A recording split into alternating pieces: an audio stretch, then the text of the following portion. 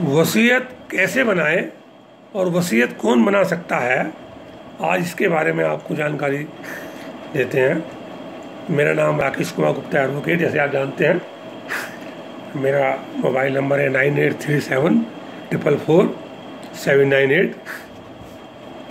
मैं अपने 30 वर्षों के अनुभव के आधार पर आपको साधारण बोलचाल की भाषा में ये बताने जा रहा हूँ कि वसीयत कैसे बनाते हैं और कैसे उसे रजिस्टर करानी चाहिए और वसीयत कौन बना सकता है। आप वीडियो को पूरी देखें, बीच में वीडियो छोड़ने पर आपको पूरी जानकारी नहीं मिलेगी, इसलिए पूरी वीडियो देखें। आपको ये वीडियो अगर पसंद आए तो इसे लाइक या सब्सक्राइब करें और बेल आइकॉन घंटी बजाएं, जिससे कि आगे आने वाली वीडियो भी आपको सबसे पहले मिलती रहे। मैंने इससे पूर्व में भी बहुत सारी वीडियो जारी कर रखी है, जैसे किरानामा कैसे बनाएं, गोदनामा कैसे बनाएं, कर्मचारियों को बारे में क्या क्या बेनिफिट मिलते हैं, एम्पायर को क्या बेनिफिट मिलते हैं, दुकानदारों के लिए क्या क्या क्या करना चाहिए कानून के अनुसार। ये सब बातें, ग्रेच्युटी, बोनस इत्यादि में यूट्यूब पर आप सभी वीडियो देख सकते हैं और लाभ उठा सकते हैं। तो आइए दोस्तों, आप आते हैं अपने मूल विषय पर। वसीयत होती क्या है? वसीयत का मतलब होता है विल, इच्छा पत्र। मैं कोई आदमी हूं, कोई भी व्यक्ति है, और मेरी ये इच्छा है कि मैं जीते जी तो मैं अपनी प्रॉपर्टी का मालिक हूँ, और मेरे मरने के बाद मेरा कौन सा बेटा या बेटी या दोस्त या कोई संस्था मेरी इस संपत्ति चल अचल जो भी है, कौन उसका उपभोग करे, किसको मिलनी चाहिए, ये एक उसमें लिखा जाता है। बहुत साधारण सा बात है कि किसी व्यक्ति की जो इच्छा होती है अपनी संपत्ति चल अचल के बारे में, उसको वह एक कागज पर लिखकर अपने पास रख सकता है कि वह उसकी वसीयत है, और इसमें लिखी गई बातें मेरी संपत्ति के बारे में, किसको क्या संपत्ति मिलनी चाहिए, लिखा होता है। कोई भी व्यक्ति साधारण कागज पर इसे लिखकर अपने पास रख सकता है। कोई ज़रूरत नहीं है उसे नोटरी कराने की, कोई ज़रूरत नहीं है उसे रजिस्टर कराने की। आप चाहें तो करा लें, ना चाहें तो ना कराएं।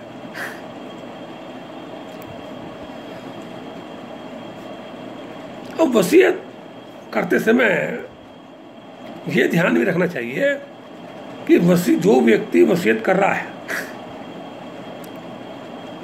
वह संपत्ति जिसकी वसीयत कर रहा है उसने स्वयं कमाई, यानी कि अपने पैसे से कमा के खरीदी, या उसे अपने पिताजी के माध्यम से मिली, दादलाई मिली। इस बात का ध्यान रखना चाहिए। अगर उन्होंने स्वयं कोई संपत्ति कमाई, कोई मकान खरीदा, अपने आप पैसे से खरीदा कमा के, कोई प्लॉट खरीदा, कोई मकान खरीदा, या बैंक में पैसे हैं, वो उसके अपने कमाई में पैसे हैं, तो वो जिस तरह चाहे उस तरह से जिससे चाहे उसे दे सकता है। चाहे वो किसी मंदिर को दान कर दे, या दो बेटे हैं तो एक को दे दे, लड़की है तो उसे दे दे, लड़कों को ना दे, ये उसकी मर्जी है। कोई ज़बरदस्ती नहीं उसके ऊपर, वो अपनी संपत्ति किसी अपने लड़कों को देगा। और दादलाई संपत्ति के बारे में, दादलाई संपत्ति मतलब जो उसको उसके पिताजी से मिली या पुरखों से मिली।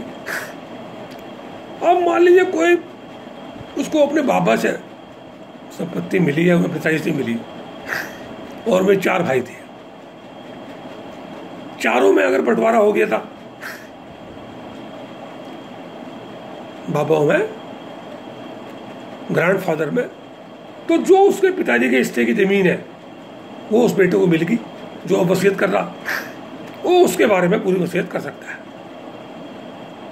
लेकिन अगर बंटवारा ना हुआ उस संपत्ति का तो उसके अंदर वसीयत मिल सकता है कि जो संपत्ति मेरे पिताजी के हिस्से में आएगी वो संपत्ति फिर इस व्यक्ति को मिल जाएगी जब भी बंटवारा होगा। और वसीयत जो है किसके पक्ष में की जा सकती है? मैंने आपको बताया, अपने बेटियों के, पत्नी के, दोस्त के, या किसी मंदिर के, या किसी कुत्ते के। आज से किसी कुत्ते का भी वसीयत हो रही, आपने सुना होगा कि ये कुत्ता इतने करोड़ रुपए का मालिक है, उसका मालिक उस कुत्ते का नाम ही वसीयत कर गया। तो आप किसी के नाम भी वसीयत कर सकते हो, जो आपकी इच्छा के ऊपर बात है।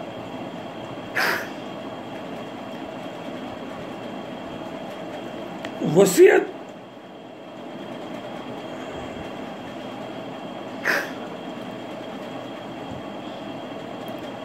करता जो को कर रहा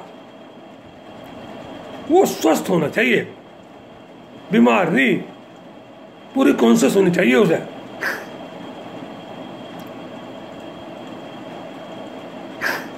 और स्वस्थ व्यक्ति ही वसीयत कर सकता है।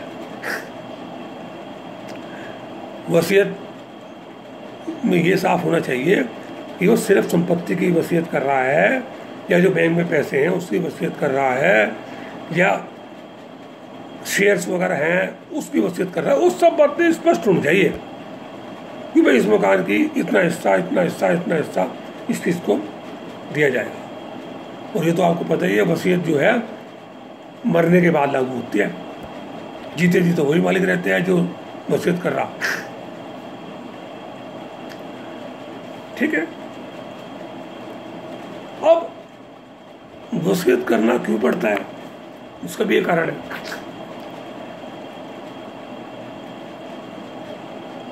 ज्यादातर कारण ये रहते हैं कि मान लीजिए किसी व्यक्ति के 2 बेटे हैं या 1 बेटी है, 3 बच्चे हैं। अब एक लड़का तो माँ बाप के कहने में है, लड़की भी कहने में, और एक लड़का आवारा है, सुनता नहीं, मारता है, पीटता है, गाली देता है, बदतमीजी करता है, या अपनी पत्नी के साथ अलग रहता है और वो दुर्व्यवहार करती है। तब जो है वसीयत करता ये देखता है, यार ये तो हमारा साथ देता है, ना हमारा काम लेता है, ना हमारे काम आता है, और बदतमीजी करता है, मारता है, पीटता है, तो मैं अपनी संपत्ति से क्यों दूं?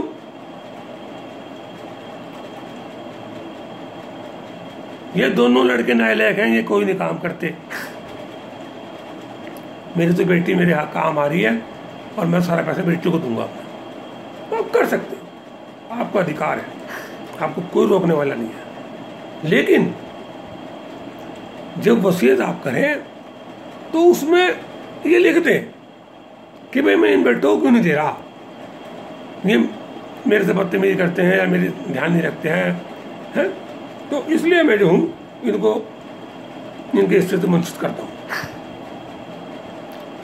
क्योंकि कल अगर कोर्ट में ये बात आएगी कि साहब ये गलत है तो हमें हमारा भी हिस्सा है, तो फिर ये पढ़ी जाएगी, उसमें लिखा होगा कि ये इसलिए इनको अधिकार समाप्त कर देता हूँ।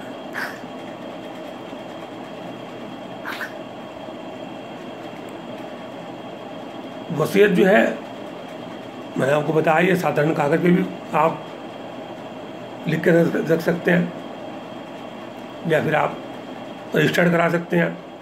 अगर उत्तर प्रदेश की बात करें तो 560 रुपये रजिस्ट्रेशन फीस है। आप रजिस्ट्रार के दफ्तर में जाके और वहाँ पर रजिस्टर्ड करा सकते हैं, नोटरी के माध्यम से भी करा सकते हैं। अब बात ये उठती है कि चाहे आपने साधारण कागज भी लिखी हो, या आपने नोटरी के माध्यम से कराई हो, या आपने रजिस्टर्ड कराई हो, चैलेंज तीनों हो जाती है। न्यायालय में जिसको हिस्सा नहीं मिलता वो कोर्ट में केस कर सकता है और चलता भी है। ज़्यादातर मुकदमा जो करता है उसे हिस्सा नहीं मिला, उसके फेवर में भी हो सकता है और नहीं भी हो सकता। वो सर्कमस्टांसेस के ऊपर डिपेंड है, या वसीयत लिखते समय क्या क्या बातें स्पष्ट लिखी गई है, नहीं लिखी गई है ना, वो सब बातों पर भी निर्भर करता है।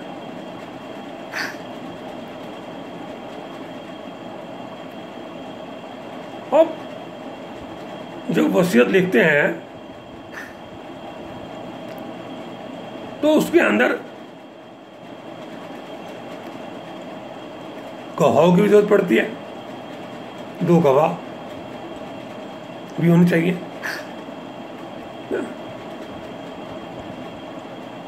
और उनके दोनों का हस्ताक्षर होना चाहिए, उनके सामने वसीयत करता हस्ताक्षर करता हो। और जिस समय वसीयत लिखी जा रही है तो लिखने वाले भी वही हो, गवाह भी उस समय हो, सभी व्यक्ति इकट्ठे हों जब भी वसीयत लिखनी चाहिए। अभी मैं आपको और एक बहुत महत्वपूर्ण बात बताऊंगा जिस कारण से वसीयत न्यायालय में रद्द हो जाती है, तो वो आप जरूर वसीयत लिखते समय ध्यान रखें। अभी आपको मेरा ये वीडियो पसंद आया हो तो इसे आपने अभी तक लाइक, सब्सक्राइब और घंटी ना बजाई हो जरूर बजा दें, क्योंकि निकट भविष्य में मैं और अच्छी जानकारियाँ के आधार पर वसीयत के अलावा बनाऊंगा जो आपको मिलती रहे। और ये भी आपसे निवेदन करूंगा, यदि आपको मेरी ये वीडियो पसंद आ रही हो तो अपने 10 रिश्तेदारों को या दोस्तों को ज़रूर शेयर करें, क्योंकि हो सकता है उन्हें इसका कोई लाभ मिल जाए और वो भी लाभ उठाएं, क्योंकि आदमी के काम आता है। मैंने इससे पूर्व में कर्मचारियों को क्या वेतन मिलना चाहिए, कर्मचारी की सेवा समाप्ति कैसे हो सकती है, उसे कौन कौन से क्लेम मिलने चाहिए, ग्रेच्युटी कैसे मिले, बोनस कैसे मिले, कब मिलता है, कितना मिलता है, इस संबंध में पूर्व में यूट्यूब पर लेबर प्रॉब्लम एंड सॉल्यूशन के नाम से मेरा यूट्यूब चैनल है, उस पर आप देख सकते हैं। 20, 25, 50 वीडियो उसमें अंदर है, आप उन सबको देख कर लाभ उठा सकते हैं। तो इस तरह से आप वीडियो देखते रहे और लाभ उठाते रहे। अब मैं आपको बता रहा था कि एक बहुत महत्वपूर्ण बात और आपको बताने जा रहा हूँ, जिस कारण से कोर्ट में वसीयत खारिज हो जाती है। ये ध्यान रखना चाहिए, जिस समय वसीयत करता वसीयत करे ना,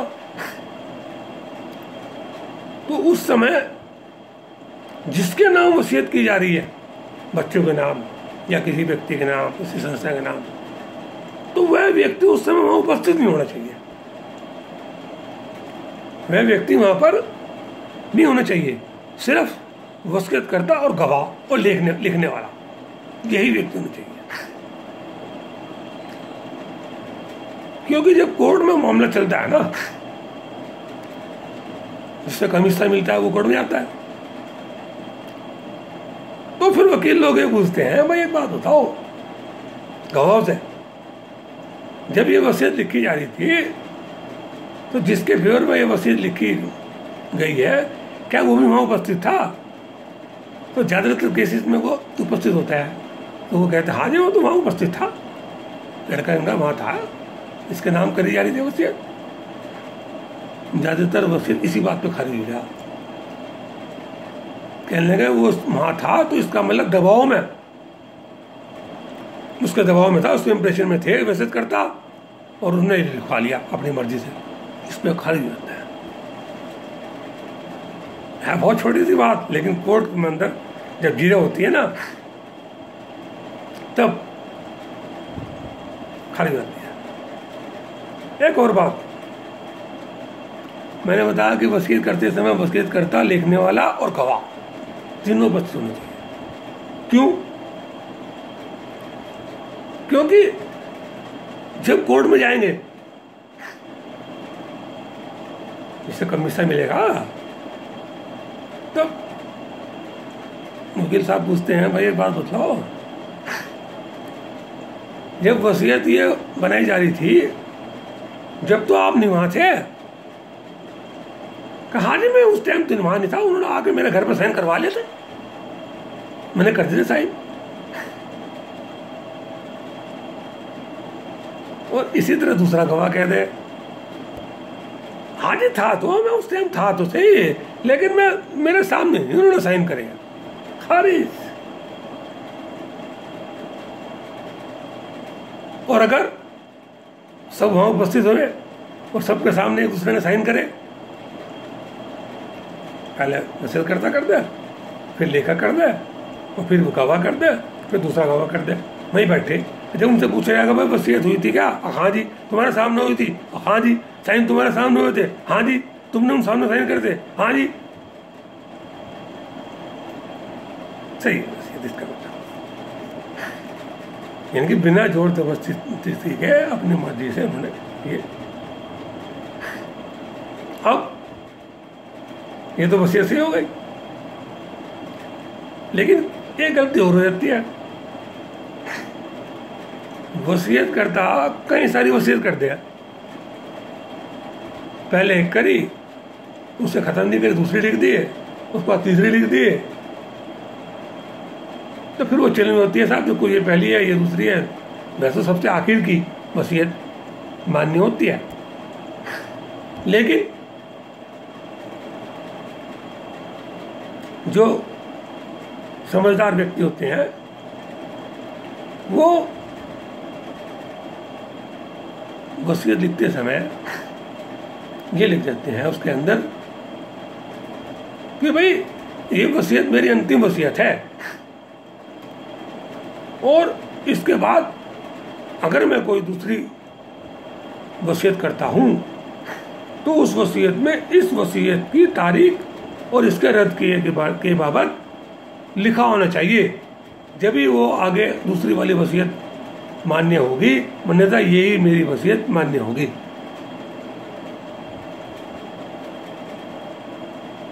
इसका क्या फर्क पड़ेगा? इसका फर्क ये पड़ेगा, मान लीजिए आज मैंने वसीयत लिख दी और मैंने अपने एक बेटे को ज्यादा से दे दिया, दूसरे को कम दे दिया, और उसे पता लग गया कि इन्होंने वसीयत करके रजिस्टर्ड करा दी या वसीयत लिख दी, जैसे रजिस्टर्ड करा दी, जैसे नोटिस करा दिया, तो वो दबाव देगा, लड़ाई भी कर सकता है, मारपीट भी कर सकता है वसीयत करने वाले के खिलाफ उससे, कि तुमने इससे ज़्यादा क्यों दिया, मुझे कम क्यों दिया, मुझे दोबारा बनाओ वसीयत, ये करो और वो करो। तो दोबारा वसीयत लिखवा देते हैं और लिखनी पड़ती है जान बचानी। अब तो बुढ़ापा आ गया, बुढ़ापे में तो आदमी वसीयत लिखता है, मजीद जिम्मेवारी मेरे मरने के बाद ये।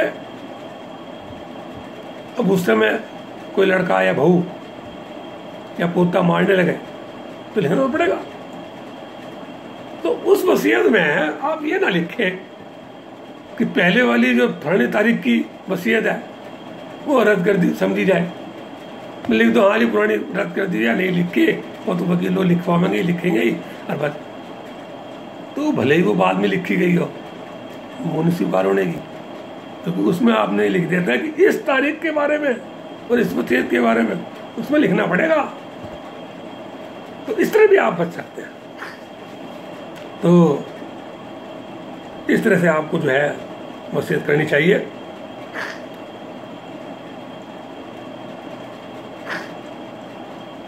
तो मैं समझता हूँ आपको ये वीडियो पसंद आई होगी, और भी अगर कोई क्वेरी किसी तरह की है तो शाम को 5 बजे से 6 बजे के बीच में फ्री आप मेरे telephone number 9837444798, Rakesh Kumar Gupta advocate, notary Bharat सरकार।